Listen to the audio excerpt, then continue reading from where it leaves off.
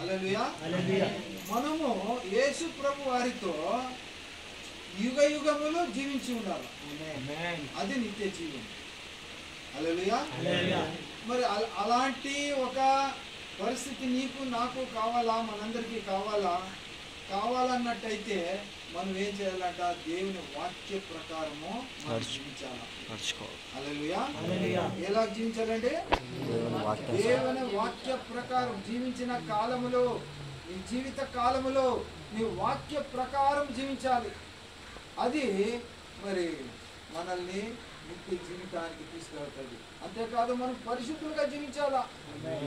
యేసు ప్రభు వారికి మనము సాక్షులుగా జీవించాలా. అది విశ్వాస జీవితం. ఆ జీవితాన్ని మనము కాపాడుకొని పోవాలి. ఎన్నో కష్టాలు వస్తాయి, ఎన్నో శోధనలు వస్తాయి, ఎన్నో ఆశలు వస్తాయి. ఆశలు 4 ఆశలు: అతి ఆశలు, దురాశలు, నిరాశలు. ఇవన్నీ వచ్చినా మన జీవితంలో మనము ఆ శోధనని జయించుకుని పోవాలి. హల్లెలూయా. శోధనని మనము జయించుకుని పోవాలి. పరిశుద్ధంగా ఉండాలా, శోధనను జయించుకుని పోవాలి. అలాగైతే మనము దేవుని బిడ్డలంగా, విశ్వాసులంగా, పరిశుద్ధులంగా ఆ యొక్క నిత్య జీవానికి మనము వారసులంగా కొనసాగబడుతుంది.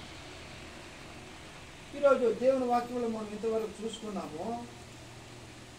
యేసు ప్రభు ఉన్న సమయంలో యేసు ప్రభు దగ్గరికి ఒక యూదుడు వస్తాడు. ఆయన పేరు నికోదేము. ఆయన పేరేంటమ్మా? నికోదేము వచ్చి ఎవరు కనపడకున్నట్లా దాచుకొని యేసు ప్రభు దగ్గరికి వచ్చి, అయ్యా నేను ముసలివాడైపోయినాను. ఏమైపోయినాడట? నేను మరి చనిపోతే నాకు నిత్య జీవం కావాలా. చనిపోతే ఏం కావాలా? నిత్య జీవం. నీకు నాకు కూడా నిత్య జీవం కావాలా. కానీ ఆ యేసు ప్రభు ఉన్న నాడు, ఆయన కాలంలో నికోదేము భక్తుడు యేసు ప్రభు వారి దొరికొచ్చి, ఆయన అయ్యా నాకు నిత్య జీవితం కావాలి, నేనేం చేయాలి?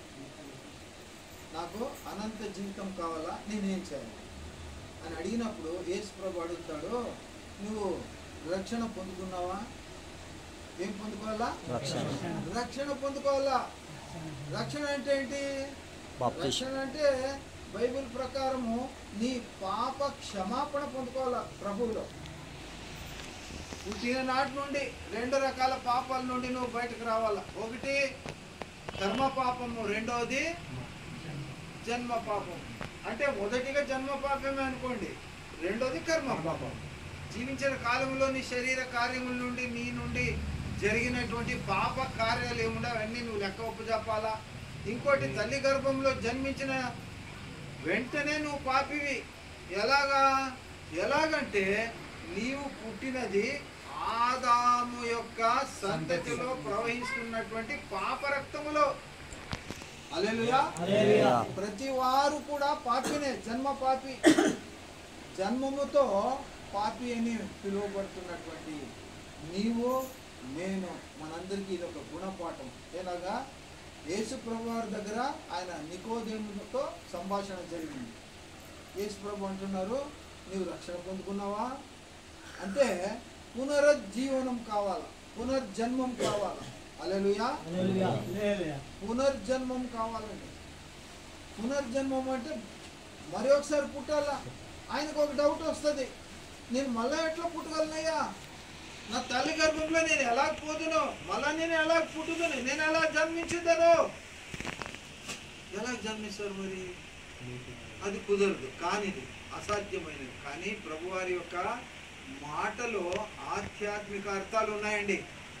అక్షరార్థాలు కాదు, కానీ ఆత్మిక అర్థాలు ఉన్నాయి. ఏమంటే నీవు పునర్జన్మం కావాలంటే నీటిలో మునగాల. రెండోది ఆత్మలో బాప్తిస్మం పొందాలా. నీటిలో బాప్తిస్మం పొందాలా, ఆత్మతో అగ్ని బాప్తిస్మం పొందాలా. మరి మీ అందరికి అయినాయా? కొంతమంది మాత్రము నీటిలో బాప్తిస్మం తీసుకున్నారు, మీరు ఆత్మలో బాప్తిస్మం పొందలేదు, అగ్నిలో బాప్తిస్మం పొందలేదు. మరి మీకు ఎలాగో మీకు పునర్జన్మ కలుగుతుంది, ఎలాగో మీరు మరి నిత్య జీవం పొందుకోగలరు? ఈ విషయాలు క్లుప్తంగా యేసు ప్రభు ఆయనకు చెప్పినప్పుడు ఆయన దాన్ని ఒప్పుకున్నాడు, నమ్మాడు యేసుప్రభు మాటల్లో. అలాగున ఈరోజు దేవుడు నీతో నాతో మాట్లాడుతున్నాడు. నిత్య జీవం నీకు కావాలా? అమ్మగారు నిత్య జీవానికి వెళ్ళారు. అమ్మగారు యేసు ప్రభు యొక్క పాద సన్నిధికి వెళ్ళి ఉంటున్నారు. యేసు ప్రభు రాకడలో మరి అమ్మగారు కూడా దేవుని వద్ద ఉంటున్నది.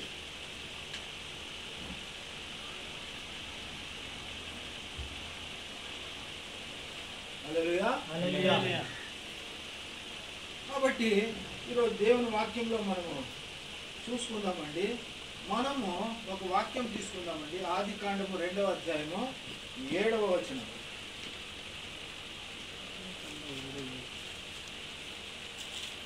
ఆదికాండం 2వ అధ్యాయము 7వ ವಚನ.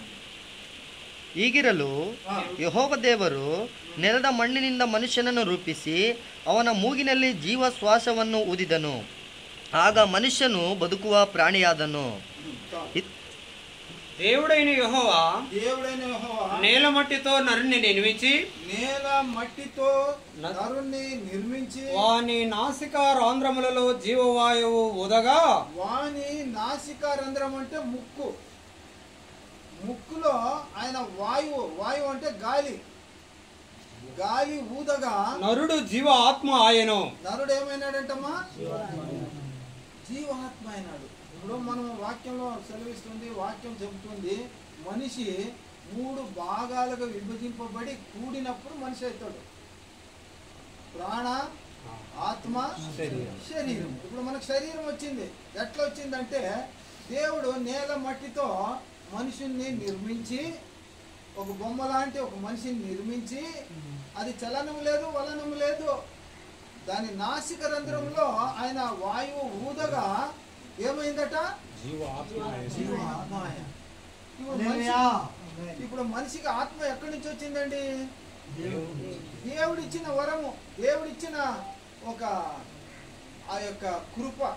దేవుడు మనిషిని మట్టితో చేసి మట్టి బొమ్మకి నాసిక రంధ్రములో జీవవాయువు ఊదగా అది జీవ ఆత్మాయం. అప్పుడు ఆత్మ దేవుని వద్ద నుండి వచ్చింది. హల్లెలూయా. ఇప్పుడు కొంతమంది అడుగుతారు, వయసు ఎంత అయిందయ్యా అని మీకు అడుగుతారు. వయసు అడిగినప్పుడు వయసు మనం ఏం చెప్తామంటే ఈ శరీరానికి వయసు చెప్తాం. ఎంత? బైబిల్ ప్రకారం 70 ఏళ్ళు.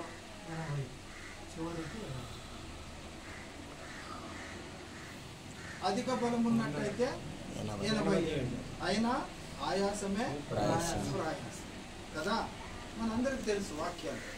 ఇప్పుడు వయస్సు శరీరకు ఉంది, శరీరము నాశనం అయిపోతుంది ఒకరోజు, కానీ ఆత్మకు వయసు లేదండి. ఆత్మ ఎవరి నుండి ఇవ్వబడింది? ఆత్మ ఎవరి నుండి ఇవ్వబడిందండి? దేవునికి వయసు ఉందా? ఆయుష్ ఉందా? దేవునికి ఆయుష్ ఉందా? లేదు. వయసు ఉందా? లేదు. ఈ శరీరానికి ఉంది వయస్సు, ఆయుష్ అంతా శరీరానికి ఉంది, కానీ ఆత్మకి వయసు లేదు, ఆయుష్ లేదు. ఎందుకంటే అది దేవుడిచ్చినటువంటి వరం. దేవునికి ఆయుష్ లేదు, వయస్సు లేదు. ఆయన నిత్య నిరంతరం ఉన్నటువంటి దేవుడైన, సృష్టికర్త అయిన దేవుడైన. కాబట్టి ఈరోజు మనము వాక్యంలో నేర్చుకుంటున్నటువంటి ఒక విషయం ఏమంటే ఆత్మకి వయసు లేదు, ఆయుష్ లేదు. దేవుని స్తోత్రం కలుగును గాక. హల్లెలూయా.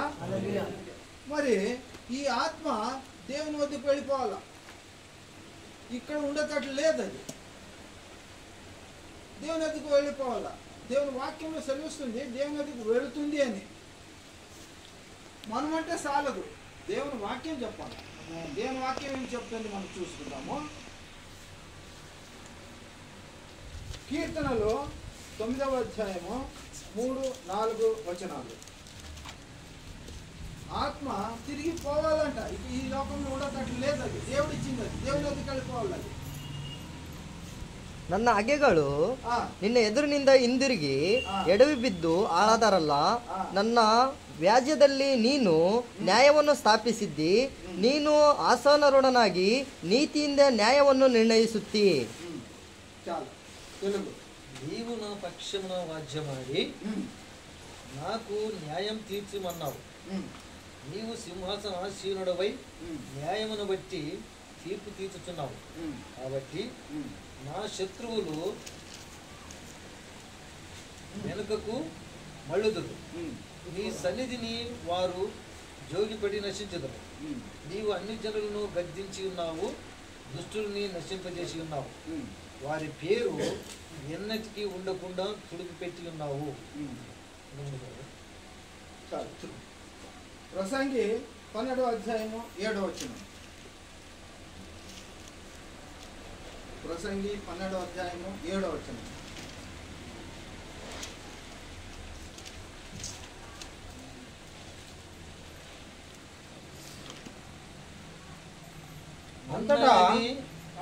అంతటా పరలోకమందు యుద్ధము జరిగాను. మికాయిలు 12:7. మన్న అనేది వెనకటి వలనే మరలా భూమికి చేరును. ఆత్మ దాన్ని దయచేసిన దేవుని యొద్దకు మరలా పోవును. హల్లెలూయా. హల్లెలూయా. దీని వాక్యం చదివిస్తుంది. దేవుడు మనిషిని ఎట్లా చేశాడమ్మా? మట్టితో చేశాడు. చెప్పాలి అందరూ హల్లెలూయా. దేంతో చేశాడు? దేవుని వాక్యం చదివిస్తుంది. మనిషి మట్టితో చేయబడ్డాడు కాబట్టి మన్నైనది మట్టికే వెళ్ళిపోవాలా, వేరే చోటికి అక్కడ పోయేదానికి వీల్లేదు.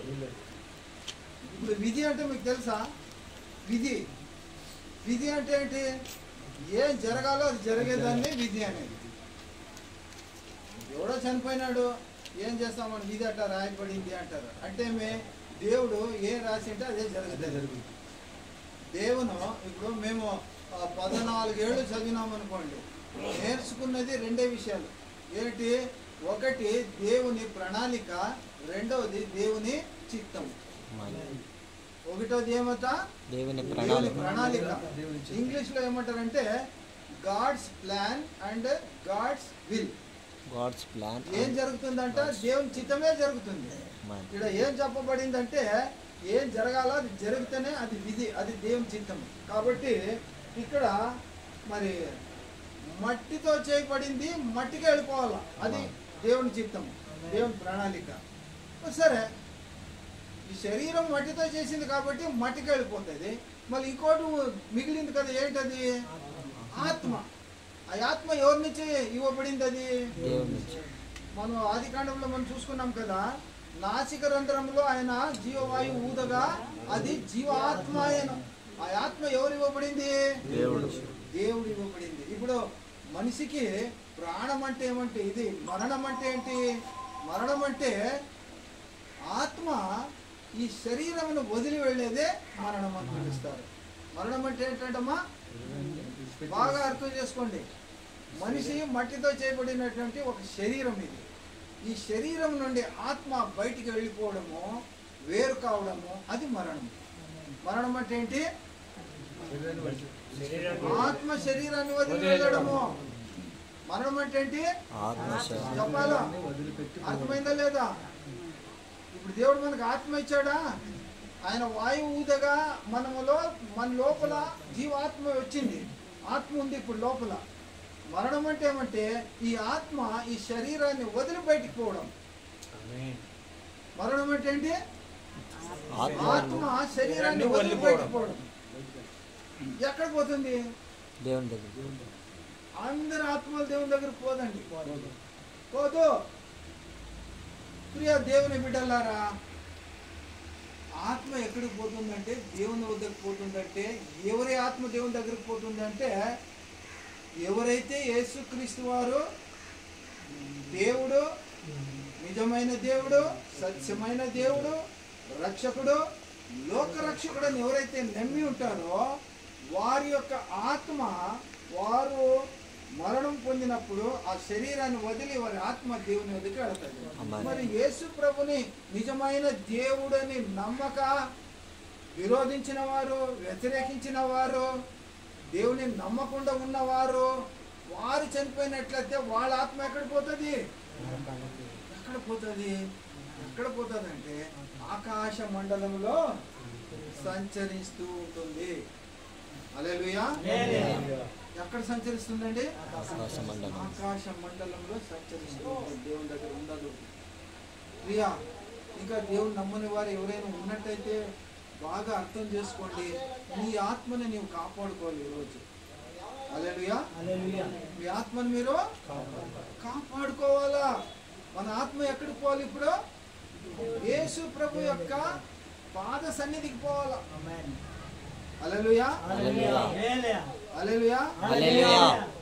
దేవుని వాక్యం ఏం సెలవిస్తుందంటే, చనిపోయిన వారందరూ, మరణించిన వారందరూ ఎవరట?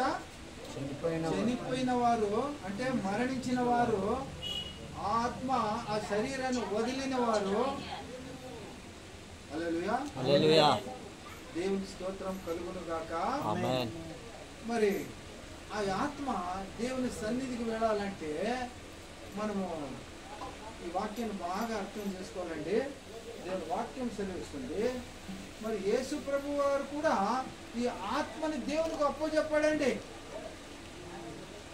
7వ మాట, సిలువలో పలికిన 7వ మాట ఏమని? సిలువలో పలికిన 7వ మాట ఏంటి?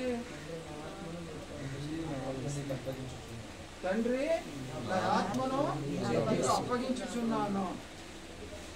అంటే యేసు ప్రభు కూడా మనిషిగా జన్మించాడు. ఆయన కూడా ఆత్మ ఇవ్వబడింది. అది దేవుడిచ్చిన ఆత్మ. ఆ ఆత్మను మనం ఎవరే కానీ ఏమంట, మరణం అన్నప్పుడు యేసు ప్రభు కూడా మరణించాడు సిలువలో. మరణించినప్పుడు ఆయన ఒక ఆత్మ ఏమైంది? ఇప్పుడు ఆ ఆత్మ దేవుని వద్దకు వెళుతుంది. ఇది సాక్ష్యం, ఇది ఒక ఉదాహరణ. ఏమని? యేసు ప్రభు వారు ఆయనే తన ఆత్మ దేవుడు ఇచ్చిందని, తండ్రి నా ఆత్మ నీకు అప్పగించుకుంటున్నాను, ఈ ఆత్మను తీసుకోండి తండ్రి అని ఆయన మరణించారు. అంటే అర్థం ఏమంటే, మరణం అంటే శరీరం నుండి ఆత్మ వేరగుట, బయటికి వెళ్ళిపోవుట.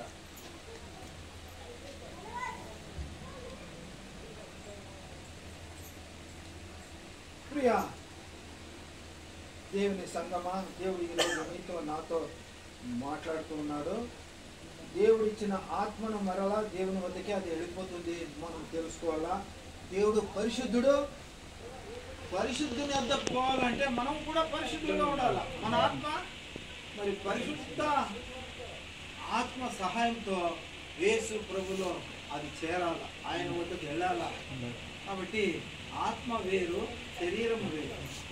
ఈ శరీరం నుండి ఆత్మ బయటికి వెళ్ళే ఒక విషయాన్ని మనము నేర్చుకున్నాము. ఇంకొక విషయం చెప్పి నేను ముగిస్తానండి. ఈ విషయంలో యేసు ప్రభు వారు చెప్పారు ఏమని? నా ఆత్మ నీకు అప్పచెప్తున్నాను ఆయన అని. మరి పౌలు భక్తుడు ఏమంటున్నాడు? ఇది ఒక మాట మనం చూసుకుని ముగించుకుందామండి.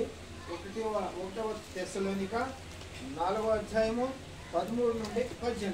1వ తెస్సలోనిక 4వ అధ్యాయ 13ನೇ ವಚನ ಇಂದ 18. సహోదరులారా, నిరీక్షణ లేని ఇతరుల వలె మీరు దుఃఖపడకుండా నిమిత్తము నిద్రించుచున్న వారిని గూర్చి మీకు తెలియకుండుట మాకిష్టము లేదు. యేసు మృతి పొంది తిరిగి లేచనని మనము నమ్మిన ఎడల అదే ప్రకారము యేసునందు నిద్రించిన వారిని దేవుడు ఆయనతో కూడా వెంటబెట్టుకొని వచ్చును. మేము ప్రభు మాటను బట్టి మీతో చెప్పునదేమనగా, ప్రభు రాకడ వరకు సజీవులమై నిలిచి ఉండి మనము నిద్రించిన వారి కంటే ముందుగా ఆయన సన్నిధి చాలు చాలు. ఇక్కడ మనకు ఒక పదం కావాల్సి ఉంది. ఏమని? నిద్రించుట. ఏమంటే అందరు చెప్పాలా? ఏమని? నిద్రించుట. పౌలు భక్తుడు అంటున్నాడు నిద్రించుట. మరి నిద్రించే పదాన్ని ఎందుకు వాడినాడంటే, ఎవరైతే యేసు ప్రభుని నమ్ముతారో వాళ్ళు చచ్చిపోయినాడని అనకూడదు. మనం ఏమనాలి? మనము నిద్రిస్తున్నారు అనాల. లేదా ఇంకొక పదంలో బాగా చెప్పుకోవాలంటే గౌరవంగా ప్రభు మహిమలో నిద్రించారు. హల్లెలూయా. ఇప్పుడు చనిపోయిన వారు చనిపోయినాడు అనకూడదు మనము దేవుని బిడ్డలో. అది దేవుని దృష్టిలో ఎలాగుంది? పౌలు దృష్టిలో ఆయన దేవుని యేసు ప్రభుని నమ్మినాడు కాబట్టి, ఆయన మాటలను అర్థం చేసుకున్నాడు కాబట్టి, యేసు ప్రభు చెప్పిన మాటనే పౌలు చెప్తున్నాడు. ఏమని? నిద్రించుట. అంటే ఇప్పుడు చనిపోయిన వారు నిద్రిస్తున్నారు. ఏమండి? ఏమైనట్టు? నిద్రిస్తున్నారు. ఎందుకు నిద్రిస్తున్నారంటే, ఇప్పుడు చనిపోయినాడు సచ్చినవాడు పోయి లేగరా అంటే లేస్తాడా? లేగడు. నిద్రిస్తుంటే రే నాన్న లేరా అంటే లేస్తాడు. ఇప్పుడు సపోజ్ నేనే వెళ్ళిపోయినాను, నాకు భయం లేదు, ఈ రోజే నేను ప్రభువులో చనిపోయినా మరణించినా నిద్రించినా నాకు సంతోషమే. భక్తుడు ఏమంటాడు? నేను క్రీస్తు కొరకు జీవిస్తున్నాను, సావైతే లాభము అని అంటున్నాడు పౌలు భక్తుడు. నా మట్టుకైతే నేను బ్రతుకుట క్రీస్తే, సావైతే లాభము. ఆయన అర్థం చేసుకున్నాడు యేసు ప్రభు వారి మాటల్ని. యేసు ప్రభుని అర్థం చేసుకున్నాడు. ఏమని అర్థం చేసుకున్నాడంటే, ఆత్మ చాలా చాలా చాలా ప్రాముఖ్యమైంది. ఆత్మను మనం కాపాడుకోవాలండి. శరీరము మట్టితో చేయబడింది, మట్టికి వెళ్ళిపోతుంది, కానీ ఆత్మ దేవుని వద్దకు వెళ్ళిపోతుంది. నిద్రిస్తున్నారనే పదము ఎందుకు వాడినారు? మరి యేసు ప్రభు వారు కూడా నిద్రిస్తున్నారు అని ఒక మాట చూసుకుందాము, మనం ముగించుకుందాం. అంటే యోహాను రాసిన 11వ అధ్యాయము 11 నుంచి 39 వరకు ఉంది. 11 యోహాను సువార్త 11వ అధ్యాయం 11వ వచనం నుంచి గబగబ చదవల్ల ముగించేసుకుందాం. ఆయన ఈ మాటలు చెప్పిన తరువాత మన స్నేహితుడైన లాజరు నిద్రించుతున్నాడు. ఏమంటున్నాడంట? మన స్నేహితుడైన లాజరు చనిపోయాడండి. మార్తా మరియా వాళ్ళ సహోదరుడు ఎవరు? లాజరు చనిపోయినాడు. ఆయన వాళ్ళందరూ ఏడుస్తున్నారు. యేసు ప్రభు ఉంటే ఈయన చనిపోయి ఉండేవాడు కాడు. యేసు ప్రభు మా దగ్గర లేడు కాబట్టి నా తమ్ముడు చనిపోయాడు. ఆడ దూరంగా ఉన్నాడు యేసు ప్రభు వారు. ఆయన శిష్యులతో ఉన్నారు, జనసమూహంతో ఉన్నాడు. ఆయన ఏమంటున్నాడు యేసు ప్రభు వారు? ఆ వాక్యం ఏమంటుంది? 11వ వచనం. అతని మేలు కొలుపు వెళ్ళుచున్నానని వారితో చెప్పగా శిష్యులు, ప్రభువా, అతడు నిద్రించిన ఎడల బాగుపడునని యేసు అతని మరణమును గూర్చి ఆ మాట చెప్పిన గాని వారు ఆయన నిద్ర విశ్రాంతిని గూర్చి చెప్పిననుకునేది. అంతే, వాళ్ళకి అర్థం కాలే. యేసు ప్రభు ఏం చెప్తున్నారు? ఆయన చనిపోయాడు. ఎవరు? లాజరు. చెప్పండి, ఎవరు చనిపోయారమ్మా? లాజరు చనిపోయాడు. అందరూ ఏడుస్తున్నారు. అక్క చెల్లెండ్లు, బంధువులు, మిత్రులు, ఊర్లో వాళ్ళు, కేరళ వాళ్ళు అందరూ వచ్చినారు, గుంపు కూడినారు, ఏడుస్తున్నారు, దుఃఖంలో ఉన్నారు. కానీ ఇక్కడ యేసు ప్రభు దూరంగా ఉన్నాడు. యేసు ప్రభు తెలిసిపోయింది అక్కడ ఆయన నిద్రించాడని యేసు ప్రభుకి అర్థము. వీళ్ళందరికీ ఏం అర్థమైంది? ఆయన చనిపోయినాడని వార్త వచ్చింది. లాజరు చనిపోయినాడని యేసు ప్రభు వారికి వార్త అందింది. కానీ యేసు ప్రభు ఏమంటున్నాడంటే, లాజరు నిద్రిస్తున్నాడు. పౌలు భక్తుడు ఏమన్నాడు? నిద్రించిన వారు అంటే చనిపోయినారని చెప్పకూడదు. మనము చనిపోయిన వారంటే మనం లేగలేము. ఇక్కడ యేసు ప్రభు వారు కూడా ఏమంటున్నాడు? నిద్రిస్తున్నారు. నిద్రించిన వారికి వద్దకు వెళదాం రండి మనము అని పిలుస్తున్నాడు అందరిని. ఆయన వచ్చాడు. యేసు ప్రభు వారు ఆ వాక్యం మీరు తర్వాత చూసుకోండి, పెద్ద వాక్యం అది. ఆ వాక్యం యేసు ప్రభు అంటూ, లాజరు రా. మీరేం పలకలేదండి. ఏమన్నాడు? లాజరు లేచి రా అనగానే సచ్చినోడైతే లేచి వస్తాడా?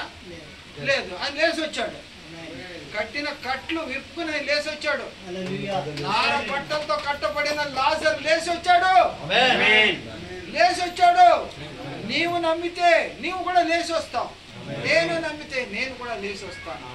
ఎప్పుడు లేచి వస్తామంటే మనం నిద్రించిన వారముగా ఉన్నప్పుడు. సత్య మనం లేచి రాము. మనం వాక్యాన్ని నమ్మాలా. మనం నిద్రిస్తున్నాం అనగా ఇక్కడ ఒక అర్థగర్భితమైన మాట ఏముందంటే 11వ అధ్యాయం 25వ వచనంలో యోహాను సువార్తలో రాసుకుని, నేనే జీవమును, నేనే పునరుత్థానమును, నా యందు నమ్మికించిన వాడు ఎన్నటికీ చనిపోడు. అంటే ప్రియ దేవుని సంగమా, దేవుని బిడ్డలారా, మనము నమ్మాల్సింది ఒక విషయం ఏమంటే యేసు ప్రభు వారు పునరుత్థానుడు. హల్లెలూయా. యేసుక్రీస్తు వారు ఏంటి? పునరుత్థానుడు. అంటే పునరుత్థానం అంటే పునరంటే మరలా, ఉత్థానం అంటే జీవంతో లేచి రాగుట. అది మనం నమ్మాలా. దేవుని బిడ్డలమైన మనం నమ్మాలా. ఏం నమ్మాలంటే పునరుత్థానము. యేసు ప్రభు వారికి మరణం అంటే భయం లేదండి. మనకి భయము. సాతానుడు మనల్ని వాడు ఏం చేస్తున్నాడంటే మరణం అనే విషయం తెచ్చి మన జీవితంలో మనం భయపెడుతున్నాడు. మనమందరూ దేనికి భయము పడము జీవితంలో, మరణానికి భయపడుతున్నాం. కానీ ఆయన ఏమంటున్నాడు యేసు ప్రభు 365 సార్లు చెప్తున్నాడు ఆయన, భయపడకము, నేను నీ తోడు ఉన్నాను. అంటే 365 సార్లు చెప్పాడు బైబిల్లో. అంటే మనం లెక్కకి రోజుకు ఒకసారి అయినా యేసు ప్రభు వారు చెప్తున్నారు. ఒక సంవత్సరానికి ఎన్ని రోజులు? 365. రోజు ఒకసారి చెప్పినట్లు మనం లెక్క తీసుకోవాలా. మన మటుకు మనం ఎలాగో ఆయన చెప్తున్నాడు, నీవు భయపడకము, నేను నీ తోడున్నాను. ఏం బిడ్డలారా, మీరు భయపడకూడదు, భయపడకూడదు. యేసు ప్రభు అంటున్నారు, నేను మీకు తోడున్నాను. ఆయన మన తోడుంటే మనకు ఏం కొదవ, మనకు ఎవరు శత్రువు? ఆయన మన పక్షంలో ఉంటే మనకు విరోధులు ఎవరు? రోమీ పత్రికల్లో అంటున్నాడు, దేవుని వాక్యం సెలవిస్తుంది, నేను మీ పక్షంలో ఉండగా మీకు విరోధులు ఎవరు? ఎవరు లేరు. యేసు ప్రభు మన పక్షంలో ఉన్నప్పుడు సాతాను కూడా దగ్గరకు రాడు. యేసు ప్రభు మన పక్షంలో ఉన్నప్పుడు సాతాను కూడా మన దగ్గరికి రాడు, రాలేడు, రానివ్వడు యేసు ప్రభు. ప్రియ దేవుని సంగమా, ఈరోజు దేవుడు యేసప్ప నీతో నాతో మాట్లాడుతున్నాడు. మనకు మరణాన్ని నిద్రగా తీసుకోవాలి. కాబట్టి దేవుని వాక్యం మనకి ఈరోజు సెలవు ఇచ్చింది. ఆయన మనం కాపాడే దేవుడు కనుక దేవునికి స్తోత్రము. మరి ఒక మాట, ఒక వాక్యం మనం చూసుకుందాము. ప్రకటన గ్రంథంలో 21వ అధ్యాయంలో 8వ వచనం. ప్రకటన గ్రంథము 21వ అధ్యాయము 8వ వచనం. ಆದರೆ ಏಡಿಗಳು ನಂಬಿಕೆಯಿಲ್ಲದವರು, ಅಸಹ್ಯವಾದದರಲ್ಲಿ ಸೇರಿದವರು, ಕೊಲೆಗಾರರು, ಜಾರರು, ಮಾಟಗಾರರು, ವಿಗ್ರಹಾರಾಧಕರು, ಎಲ್ಲಾ ಸುಳ್ಳುಗಾರರು, ಇವರಿಗೆ ಸಿಕ್ಕುವ ಪಾಲು ಬೆಂಕಿ ಗಂಧಕಗಳು ಉರಿಯುವ ಕೆರೆಯೇ. తెలుగు పిరికివారును అవిశ్వాసులను అసహ్యులను నరహంతకులను వ్యభిచారులను మాంత్రికులు విగ్రహారాధకులను అబద్ధికులందరూ అగ్ని గంధకములతో మండు గుండములో పాలు పొందుదురు. చూడండి, ఇన్ని రకాల మనుషులు. మనం బాగా తీసుకోవాలంటే ఒక 2 తీసుకుందామండి. ఏం తీసుకుందామంటే అవిశ్వాసులు. ఎవరండి? అవిశ్వాసులు ఒకటి. రెండవది అసహ్యులు, మాంత్రికులు. ఎవరంట? మాంత్రికులు. మనము కొద్దిగా కష్టం వస్తే ఏం చేస్తున్నాం? మనము చేతబడి దగ్గరికి పోతున్నాం, మంత్రాల వాళ్ళ దగ్గరకు పోతున్నాం. ఎవరు మంత్రాలు చేస్తారో, ఎవరు అంతరాలు కడతారో, ఎవరు ఏమో అని వాళ్ళ దగ్గరికి అంటే యేసు ప్రభుని, ఘనమైన దేవుడు, గొప్ప దేవుడు, శక్తివంతుడు, సర్వశక్తివంతుడు, అటువంటి యేసు ప్రభుని వదిలి మనం మంత్రగాళ్ళ దగ్గరికి పోతున్నాం. మరి వాళ్ళకి ఎటువంటి శిక్ష? అవిశ్వాసులు. మనం అన్ని కూడా చెప్పడానికి సమయం లేదు కాబట్టి అవిశ్వాసులను మనం తీసుకుందామండి. ఏం తీసుకుందాము?